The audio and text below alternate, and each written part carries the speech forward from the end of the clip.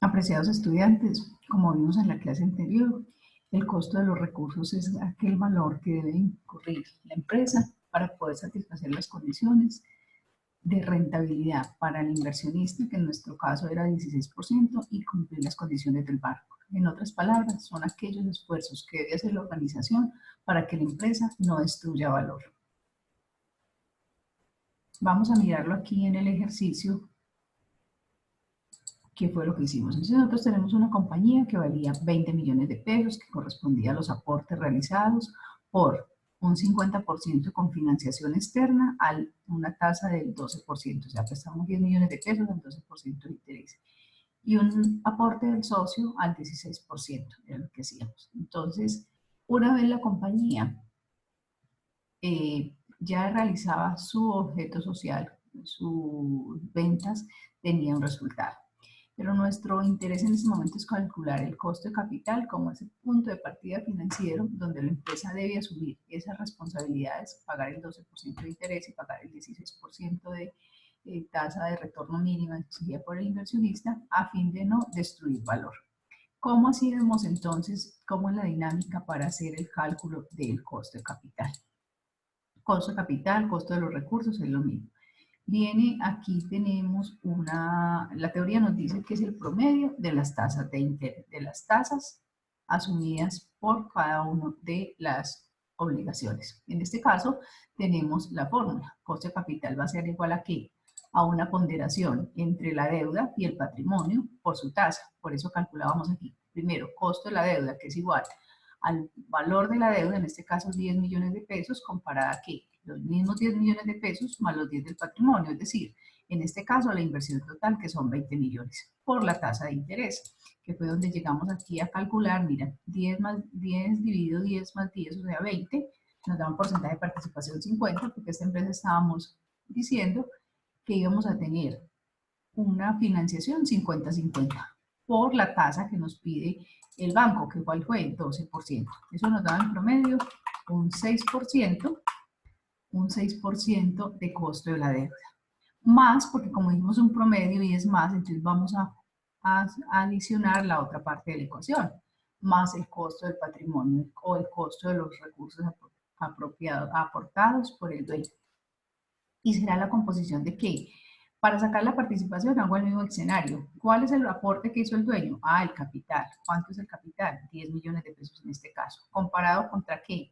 Contra deuda más patrimonio. 10 que yo debo, más 10 que presté. Miren, por eso tenemos aquí 10 y 10, 50, nos da el mismo 50%. ¿A qué tasa está esperando el dueño? Al 16%, que es la que tenemos acá. Esa es la tasa mínima de retorno requerida. Y al calcular este 50 de participación por el 16%, tenemos un 8% de costo promedio de los recursos, para un total de 14%, porque esta es la sumatoria, que es lo que estamos diciendo. Ese es el punto de partida. ¿Cuánto le cuesta a la empresa poner a producir los recursos? ¿Cuánto es el impacto? 14%. No significa que le pago al banco al 6 o que le doy al dueño al 8, ya lo explicamos. Simplemente esos recursos, cuando viene a trabajar la empresa, como mínimo deben rentar cada uno, de la deuda el 6 y el del patrimonio el 8, para que al tener la sumatoria logre el 14, que es lo que espera. Y este costo de capital se compone entonces ¿de qué? De la utilidad mínima que debe generar la empresa.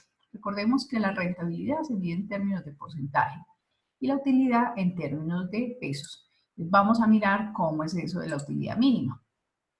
Cuando yo digo que es la utilidad, entonces digo, bueno, cuando la empresa va a salir a vender, ¿cuánto es lo mínimo que debe entregar en este renglón de utilidad operativa?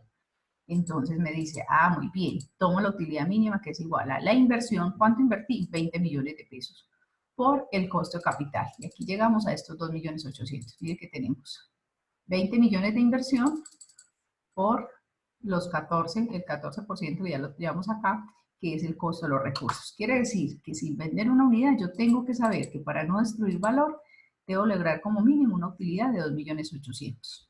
Sin embargo, en este escenario que vimos, que la empresa no rentó 2.800.000, sino 5.160.000. ¿Qué significa? Que hay una mayor utilidad. Y vamos a medir eso en términos de utilidad y rentabilidad. En este caso, ¿qué decimos?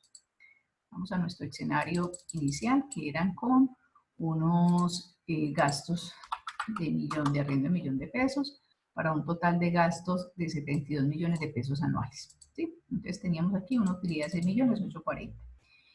Dijimos, listo, entonces lo mínimo era 2.800.000 sin hacer ningún cálculo. Yo ya veo que esto fue bueno. ¿Por qué? Porque yo esperaba ganarme 2.800.000 y me gané 6.840.000. Entonces calculo, primero, ¿cuál fue la utilidad mayor que tuvo la empresa? Será una resta, ¿entre qué? Entre los 6.840.000 que me gané y los 2.800.000 que esperaba. Aquí lo hago, mayor utilidad de la empresa, entonces 6.840.000 que se ganó versus 2.800.000 que esperaba. ¿Cuánto fue la mayor utilidad? 4.040.000. Pero además quiero saber cuál fue eso en términos de rentabilidad, que equivale a esos 4.040.000. Y voy a realizar otro cálculo para conocer la utilidad real de la empresa. La utilidad real de la empresa, que es igual a la utilidad operativa, el resultado de esa operación, comparado con la inversión. ¿Cuánto invertimos? 20 millones de pesos. Aquí está.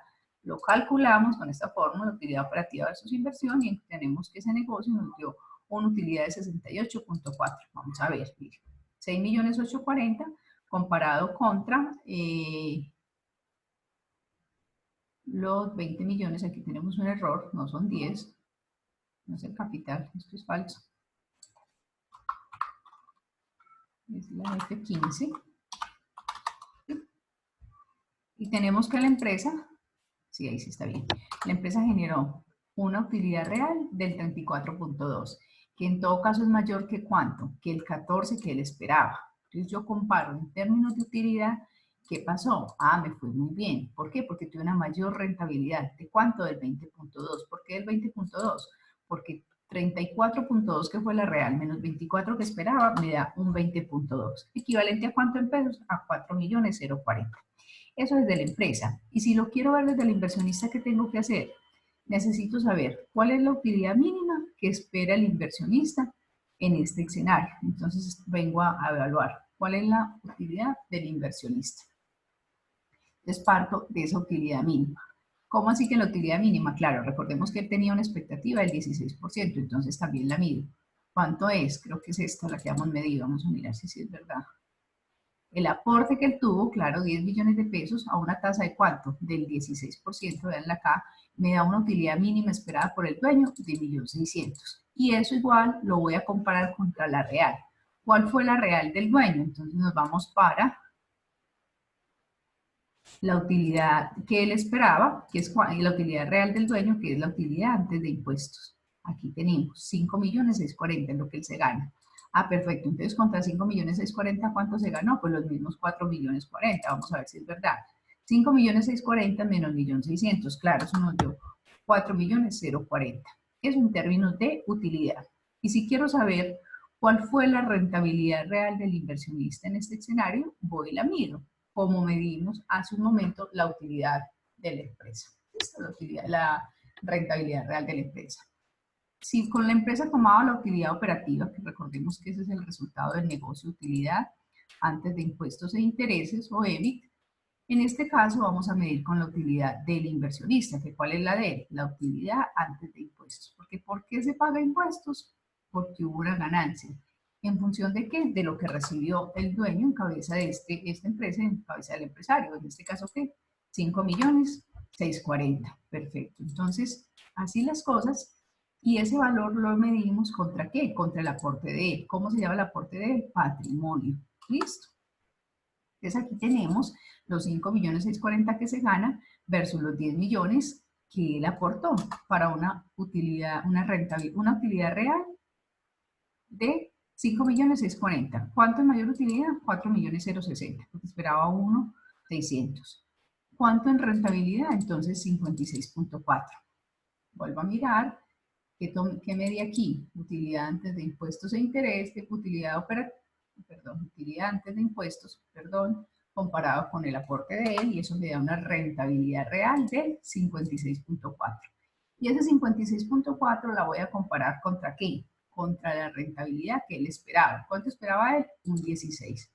Entonces hago la resta 56.4 contra 16 que él esperaba, porque eso es el mínimo, el piso, ¿Cuánto se ganó? 40.4.